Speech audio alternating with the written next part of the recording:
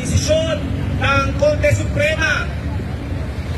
Nakakagimbal po ito, lalo-lalo na sa kinabinilangan kong sektor dahil sa hindi kayang disiplinahin ng Korte Suprema ang iilan o ang Vice Presidente sa kanyang napakaliwanag na kasalanan dahil sa paglustay sa milyon-milyong pera ng taong bayan. Sa sektor ng edukasyon, sa kanyang pamumuno, ay talamak ang korupsyon. Mas tumindi ang paghihirap ng mga guro dahil nga sa mababang sahod, pagsisiksikan ng mga bata, overcrowded, mababang sahod, kulang sa facilities.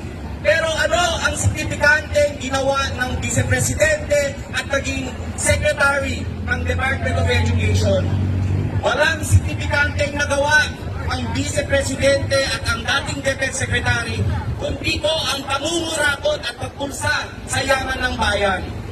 Kaya po, ang sektor ng edukasyon ay kinukondena ang naging pasya ng Korte Suprema. Hindi po kayang disiplinahin ang mga naghaharing uri, ang mga kurakot. Kaya po, nasa atin po, nasa laylayan po, nasa hanay po natin ang pagpapasya. Tayo po mismo ang